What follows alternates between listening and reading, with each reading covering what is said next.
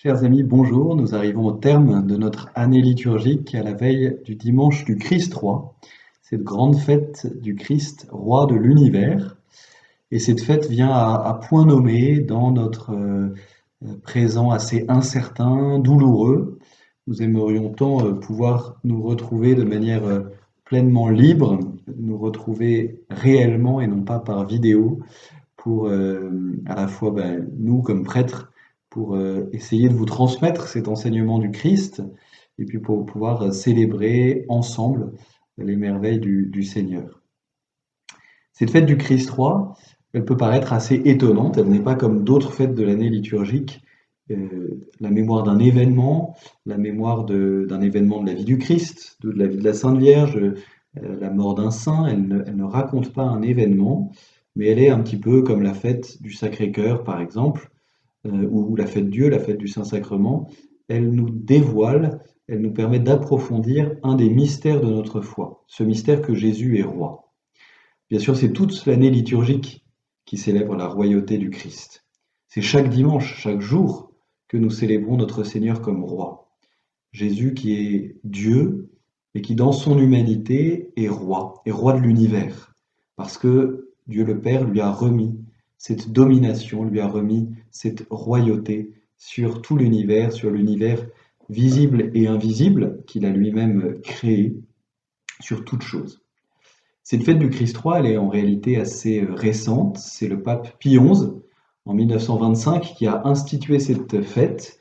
Et cette fête intervient dans un contexte particulier pour l'Église, qui était celui du laïcisme qui avait provoqué au XIXe siècle, au début du XXe siècle, une séparation violente entre les États et l'Église, entre la sphère temporelle et la sphère spirituelle, assez loin d'une saine laïcité telle que l'Église la conçoit, mais souvent dans une opposition assez brutale entre le politique et le spirituel.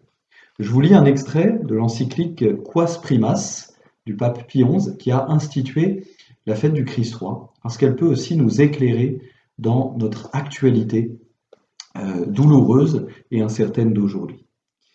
Si les hommes venaient à reconnaître l'autorité royale du Christ dans leur vie privée et dans leur vie publique, des bienfaits incroyables, une juste liberté, l'ordre et la tranquillité, la concorde et la paix se répandraient infailliblement sur la société tout entière.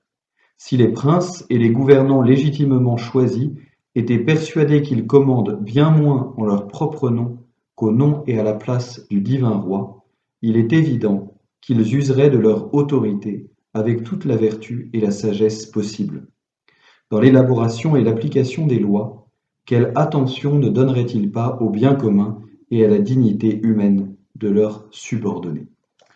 Cette phrase de Pie XI, elle peut bien sûr avoir un écho aujourd'hui où on a l'impression que notre pays, notre monde régresse sur l'exercice de certaines libertés. Évidemment, nous pensons particulièrement à la liberté de culte, mais pas seulement.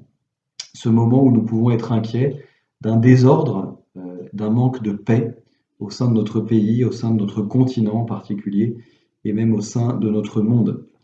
Cette sagesse qui nous vient du Christ, qui est notre roi, qui est le roi des rois, cette sagesse semble parfois être un peu remplacée par un principe de précaution absolument généralisé, bien loin de la saine prudence que nous propose l'Évangile. Alors nous pouvons d'abord prier pour que cette royauté du Christ, qui ne ressemble pas à une théocratie, un gouvernement des prêtres ou quelque chose comme ça, mais que cette royauté de Jésus, cette reconnaissance par les hommes, par les sociétés, que nous avons un roi dont le royaume n'est pas de cette terre, mais dont le royaume demande à croître, à s'agrandir. Déjà sur cette terre, eh bien, nous pouvons prier pour que les hommes et les sociétés reconnaissent un peu plus ce royaume. Dans la préface de la fête du Christ roi, aujourd'hui, le royaume du Christ nous est présenté comme un royaume de grâce et de sainteté, un royaume d'amour, de justice et de paix. Ce royaume, il n'est pas de ce monde, c'est ce que le Seigneur a dit à Pilate lors de son procès, mon royaume n'est pas de ce monde. Et cela doit nous inciter aussi à l'espérance. Il n'y a aucun royaume, aucune manière de gouverner sur la terre qui fera advenir un paradis. C'est l'illusion de tous les totalitarismes. Le communisme a été peut-être l'image la plus grande de ça, la volonté de faire advenir à coup de force le paradis sur la terre, un paradis rêvé. Bien non, le paradis, il est au ciel, et il est seulement au ciel, dans ce royaume de grâce et de sainteté, d'amour, de justice et de paix vers lequel nous allons. C'est cela que nous devons avoir en ligne de mire, c'est cela que nous devons regarder comme le soleil, comme notre espérance absolue. Et sur cette terre, il n'y a que des réalisations imparfaites de cet amour, de cette justice, de cette paix que le Seigneur nous propose, qu'il nous offre. Ça doit nous inciter, pour autant, à y travailler déjà sur la terre. Et c'est aussi le sens de la fête du Christ roi. C'est pourquoi l'évangile qui nous est proposé ce dimanche par l'Église, c'est l'évangile du jugement dernier, en Matthieu 25, l'évangile que nous aimons bien, nous, à la communauté Saint-Martin, puisque c'est l'évangile qui a marqué la vie de Saint-Martin. Cet évangile où Jésus nous présente les actes faits aux plus petits comme des actes faits envers lui-même. Chaque fois que vous l'avez fait à l'un de ces petits qui sont mes frères, c'est à moi que vous l'avez fait. Et c'est sans doute notre manière aujourd'hui, sans mettre toutes nos billes dans ce monde qui passe, sur cette terre, ces royaumes de la terre qui ne résisteront pas au temps, à la mort, à la destruction, eh bien, c'est le temps de mettre toute notre énergie pour laisser le Seigneur faire advenir son royaume, déjà sur cette terre, à travers sa grâce qui se répand en nos âmes si nous lui laissons la place, à travers en particulier en ce temps de confinement, toute la charité que nous pouvons mettre envers les plus petits, envers ceux qui sont les plus fragiles, envers ceux qui sont bien seuls en ce moment, envers les malades, envers les pauvres, envers tous ceux qui perdent leur emploi, qui sont dans l'incertitude sociale, professionnelle, envers tous ceux qui souffrent et auxquels on ne prête souvent pas beaucoup plus d'attention que de dire on va vous aider, l'État va vous aider en vous donnant un